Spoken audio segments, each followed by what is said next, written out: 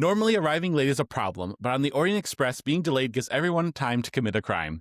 Today, we're talking to Leta Chrisman, our director, or perhaps our conductor of Stagecrafters' Murder on the Orient Express, who's keeping this train on track. Thank you so much for joining me today. Absolutely. Pleasure to be here. I'm so excited to be talking to you again. And this show is kind of a very different from when we last talked about Perfect Arrangements. This is quite a big production. It is. We are on the main stage this time around. Last time you and I spoke, I was working upstairs on our second stage. But this is a very large show, as the title implies. It involves a train. So And I'm so excited to see that train on stage because I can only just imagine how cool that is. Um, but before we dive into that part, what initially drew you to wanting to direct Murder on the Orient Express? I'm a book girl. I grew up reading mysteries, and my mom and Sure. I were both huge Agatha Christie fans. This is one that it's been adapted into films at least four times that I'm aware of, but this Ken Ludwig script is the first time it was adapted for stage, to my knowledge. Okay. Okay. So it's the book itself has a lot more characters. He condenses a few of them to make it easier, I guess, to Okay. stage, which is really nice. Um, and just the story is really cool. Poirot in the novel and in the show mentions that it is one of his most complicated cases. Sure. And I really just like there's a lot of moral gray area and a lot of really amazing characters involved in the show. So as a director, it's one of those things where just like, ooh, it's really cool. It's It a lot has to work all the with. pieces. It does, and it's a huge ensemble piece, which is nice. Everybody's important, which is something I always look for. It's things that aren't just about these two people and everyone stands behind them. It's like a group effort to do the story. So I am also a book girly, and I've loved mysteries and stuff like that. And so this is one of the ones that no matter how many times I watch it, I'm always fascinated. And again, I'm not going to spoil the ending, obviously, if people haven't seen it. But that's the like hardest it part. is, it is. But there's like it's like one of those mysteries that you truly. I remember the first time. Usually, I pride myself on figuring out a mystery before it ends, and this is one that I didn't have a clue on how it kind of was Same, pieced together. same. It's really great. So, without spoiling too much, then what is kind of the story for people who aren't familiar with Murder on the Orient Express? So Hercule Poirot is one of Agatha Christie's most famous detectives. She has a collection of them that she wrote about back then. He actually features in over 80 of her novels and short stories. I had to look up the statistics for fun. I think it's 84 or 86. Wow, He is that's a he is lot.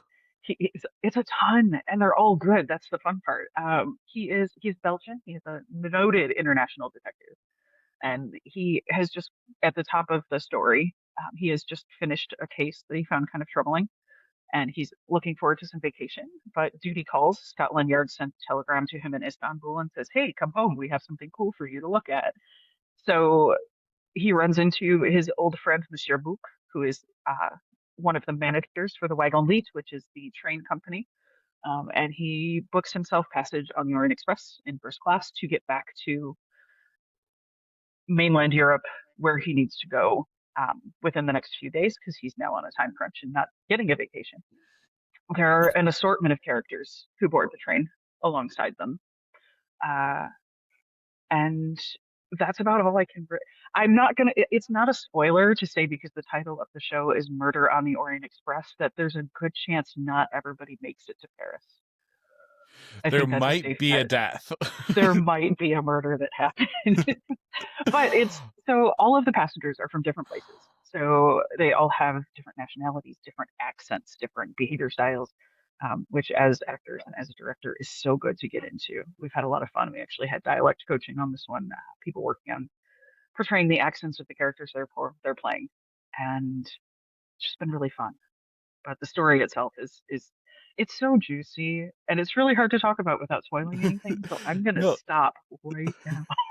But I think, but when you're talking about the characters, I think you're right. There's such an eclectic group of people that I can only imagine that not only was it hard to like cast this show, but like also to make sure that everybody is like, I'm sure they're all great, but it's like making sure that there's like, okay, this is like who you are. And like, you have to make sure you nail that piece of it because Yep. it's so different than everybody else. Yeah, we have a Midwest housewife. We have a couple of New Yorkers. We have a Swedish maid. We have a British governess. We have a Scottish retired military guy. Bouc and Poirot are both Belgian. We have a Parisian train conductor. We have a Russian princess on the train as well. I feel like I'm missing someone, and they'll point it out to me later, I promise. But there's 11 people total on the train, and it is such a diverse group of personalities and Hmm. shall we say motivations. So Right. it's a lot of fun to kind of work with all those nuances and build those relationships and have everybody kind of talking to everybody. For sure, absolutely. And like you said, with the motivations, like everybody has a motivation and nobody has a motivation of the show. And that's kind of the intriguing part of it too. Well, and it's one of those things where things start not adding up, and certain people seem kind of suspicious, and some of them are just goofy and weird, and I don't even understand what's happening here, um, which is just part of the fun for me. I will be very surprised if people who haven't read the story or seen one of the film versions stand up at intermission and go, "Well, I already know who did it," because they'll probably be wrong. I was going to ask you about that because how do you preserve the suspense when many audiences probably already do think that they know the ending? You know, that's part of, you know, mysteries. A lot of people they read them, they're like, "Oh, I don't have to read it again." But like, obviously, this is a different interpretation, and there's different parts here that you can pull out. Mhm. Well, the really fun part is that even if you've seen film versions, which I have, um, and even if you've read the book, because the book and the films all use the entire slate of characters that's in the original, the fact that we've combined a few and gotten rid of a couple, not in the murder way, just removed them from the story, um, for the stage version kind of changes things up a bit. Even if you think you knew the story, who was this person may not actually be the same person that you remember seeing. Sure. I will say I think the most recent film adaptation was Kenneth Branagh directed, and like a whole bunch of very famous actors were in it, and Yes. it's it's different. It's still kind of at the nugget of it. It's the same story. A bunch of people are on a train and somebody dies. But as far as who the characters are, how they relate to each other, all of that, it's definitely different in ways I that I was gonna can't get say, into detail about. yeah, speaking very loosely about it, I had seen the movie. Obviously, I loved the movie, and then after that, I saw a production on stage, and I was like, I was sitting there, I'm like, am I misremembering the movie? Am I misremembering the book? Because it is, like you said, it does have its kind of its own identity, and all the characters are Mhm, still the same but slightly different. You know, mhm, very so much that's so. really kind of cool. Yeah. So then, when you're approaching this, how do you want your production to kind of feel different from maybe versions that have already been out there? So we started kind of with a blank slate. Um, it's very important to me that my actors get to build their own characters. So we Okay, didn't watch every episode of Hercule Poirot ever. I have watched a few because David Suchet is brilliant, but being able to kind of start clean and build the characters based on what we had in the script and how everybody was kind of relating to each other was really fun. Also, we had to build a train. yes. Can we talk about the train that you like? What We was that can like to build a absolutely talk about the train. train? So Stagecrafters has a pretty large stage, but it has its limitations.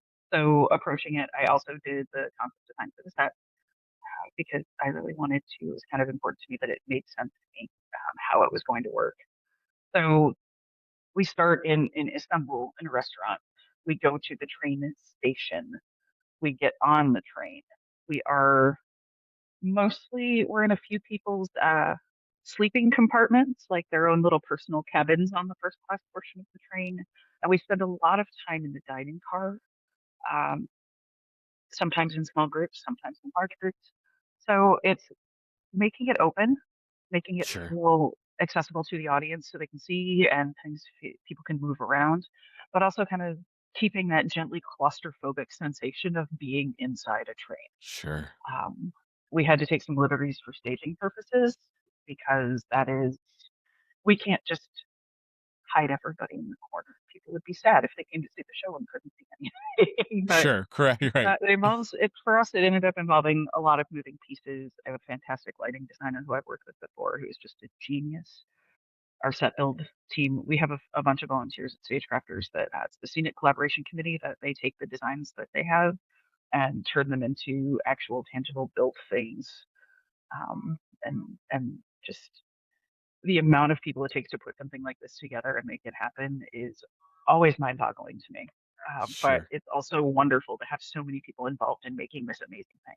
I can only imagine too that it's, as a director, it could be difficult to make sure that, like, if it's like a boxcar is only so big, but also you want to make sure that it's engaging for audiences, and having to find that balance of like, how do you make sure that it doesn't feel like you're just sitting and talking and actually because this show is very, it's very, it's a detective novel, it's a mystery novel, but it It's has very a lot of talky. tension in a movie. Yeah. But he also Yeah, moves a lot we too. it does, and we actually I'm working with also my sound designer. I say the word genius a lot, but the tech people I like to surround myself with are so good at what they do. We spent a lot of time developing a plan for ambient sound. Okay. So when the train is moving, the audience will very low key underneath everything hear noises that sound like they're on a moving train. That's so When we're cool. in Istanbul, you're going to hear some restaurant traffic and market noises and maybe some cool Middle Eastern music happening outside. Um, because at a certain point, it's snowing, and Yeah. I will spoil one tiny thing. The train gets stuck. Sorry, friends, if you haven't read the book or seen the movie, the train does get stuck at one point because they're going through the mountains in the middle of Europe in winter in a snowstorm. Right. Um, and that was very common at the time. The amount of things that you're just used to when things are moving that don't happen when things aren't moving, we're really kind of trying to play with that and kind of immerse everyone in the feeling of being on a train, whether it's running or not, and kind of making very distinct choices to have small spaces or Sure. spaces that feel small, to really kind of get that across without losing the theatricality of it. We don't want to make it so no one can see anything ever, but Right. really just But kind of creating that space has been kind of fun. I love that you said too about the claustrophobia of it, because it, as the show goes on, like, or the novel, you start to feel more and more claustrophobic as he's kind of getting closer to the end, and figuring out what's going Uh-huh. on. It feels small. It does. The whole thing just kind of shrinks and shrinks and shrinks. There's points where it's like, oh, we're just hanging out, we're having a great time on the train, and then it's like we are all being interrogated in what used to be a dining room, and this feels weird. Um, but I have the actors have done a wonderful job with playing in smaller spaces and kind of restricting their movement, but not losing the whole point of the show, and doing very theatrical things in very tiny places. As I say, that has to be such a challenge for actors, again, because that stage is so big, and I'm sure some of them. I'm thinking of like Frozen, which was like, it's huge and grand, and people are moving, and then all of a sudden you're like, and here's a boxcar, and like you have to still be theatrical with inside of that. Yeah, we've taken a few liberties with dimension, but we've also used a lot of pieces that fly in and out and ways to kind of box things in or It's like awesome. cut things off to kind of restrict. You can see, but it kind of restricts the space the actors have to do things in, which was a really cool challenge to do to still make it fun to watch and engaging to watch and Sure. still imply that we're all tucked into a tiny, tiny place. Now, you had mentioned for like for the actors, you really wanted them to be help to kind of help build their characters, and so that they kind of feel natural in them as well.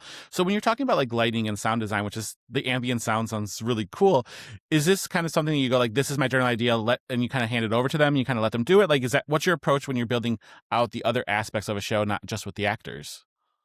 So it's a team sport. Um, I know what I don't know. I know what I'm looking for, and Okay. most of my production team, honestly, at this point, are people I've worked with before who understand how I work.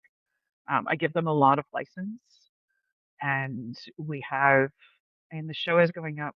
We open on the 13th of February. I think we've been having meetings for a solid 6 to 8 months on and off, Oh developing wow. all the behind the scenes stuff. Yeah, it's great. We usually get 8 to 12 weeks to rehearse a show once we have a cast and audition. But all of the behind the scenes stuff, I mean, for me specifically, and for a lot of other directors I know, starts months in advance. There's so much planning that needs to happen and design work and concepts. And hey, what's the vision? Tell me what you need, because I can't just ask someone 2 weeks out, like, hey, do this thing, and expect Right. it's a lot of work. And they're all volunteers, which we all none of us do this for the money. We do it because we like to do it. Yeah, it's for the passion. Yeah, it's really And great. And as I say, it really shows that I love those things. And granted, having been doing being a journalist and a critic over here, I've been doing this forever. But I love those things that like a lot of audiences don't think about. Like, they're not even noticing, like, oh, that's the sound of like wind blowing through a car that's not moving. But like, it does really, that could make or break a show Mhm. in a way. Yeah, and just finding like little I like to hide little Easter eggs in the set in places. The last show I did on the main stage here was Clue, and it wasn't a small Easter egg, but we did use a portrait of Tim Curry in one of the set pieces, Aw. because he was Wadsworth in the film version, and that's one of my favorite films. This one has a lot more subtle things that I'm not going to talk about right now. But if you come to see the show, I'll be here. You can ask. Just little decorative choices and little things we've added in that are very specifically more for our own entertainment. So We need to have a little like I Spy riddles in the book so that people could check them off as they figure it out. uh, did you find the blank? so when you're kind of approaching the show as well, for this production, was there a particular character or relationship that you really wanted to highlight in a different way than maybe you have in different, like from the book or from the movies? So fundamentally, it is a Hercule Poirot detective story. But I really wanted to give everyone a chance to be a fully developed character and to really kind of embrace what they were doing and just take their moment and shine. Because unlike some other of the detective things where there's like a very clear, this is one person, this is the thing, this is the line that we're following. This one has such an assortment of folks.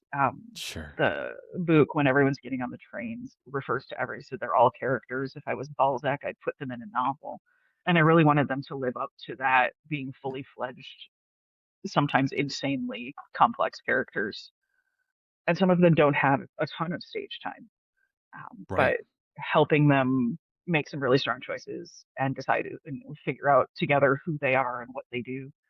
And everyone's got little ticks and everyone's got their little behaviors, and just kind of giving everyone the opportunity to be the star of their own show. I was gonna say, not that there's ever, I know there's no small parts and stuff, but like there's some shows where you're just like you get to play the scrappy sidekick, but every one of these, no matter when they're on, they're all so important because without them, the chess Yeah, game can't play. right. And you never know, maybe this person that you've kind of oh God, maybe they are the person, maybe they did the thing. Yeah, Absolutely. it's been really cool to just kind of spend time with everyone. We actually have, I hope I'm not counting wrong. They'll roast me later for it, but I think we have three people who this is the first time they've been on stage in a community theater production. And I Oh, have that's a couple of incredible. people who've been Stagecrafters members for decades who are also on stage in this production, who've done all of the things on stage, off stage. It's a really nice blend. It's a few people I've worked with before, either as an actor or as a director, and it's a bunch of people I've never worked with before, which is nice. That good Kind mixture. of, yeah, just kind of making that environment where we can all just I like to keep the play in play. Um, Silly games, silly jets, making fun of each other's accents occasionally is always a good idea. So Absolutely. Keeps everybody on their toes too, you know? it does. It does. We should have fun. That's kind of the whole point is to have fun and make some art. So it's worked out You really know, well. when I talked to you last time, you'd mentioned about keeping the play in play for perfect arrangement. And when you saw that show, you really felt it because like there was not just camaraderie, but there was just a level of like being comfortable with each other and being like having fun, even when there were sometimes serious parts. Like, and Mhm. you could really feel that when you say that. And I was like, oh, I can feel the playfulness here in that play. And so I understand kind of like, I can only imagine how this is going to translate to Murder on the Orient Express. I'm excited for you to find out. There's parts of it that are just silly. I have seen this show build as a comedy. There are points of it that are very funny. There are points that there are obviously heavy jokes being made. And we've leaned into that in a number of places because it can't just be murder, murder, death, death. Although Right. I also did Clue here, so I'm developing a reputation for killing people on main stage a little bit, but Um, I'm not sorry. you have a It's some really talent, good so stuff. But no, uh it's just I want the audience to have a good time and to enjoy the show, but also sure. to really think about it because there's a lot of kind of heavy moral questionability that goes on throughout the show. There's a lot of conversations about what is justice, what is Right. Who's the when is good everybody guy, good, you know? right? Who's actually good in this scenario? So it's a good one. It's an intriguing show. It really is. Well, thank you so much for being here, Lita. It's been such a pleasure talking with you. And again, we're so excited to see Absolutely. this production. I cannot wait for everyone to see it. It's going to be phenomenal. Come see us. So, Murder on the Orient Express arrives at Stagecrafters on February 13th and runs through March 1st. So, get your tickets now, and we'll see you at the show.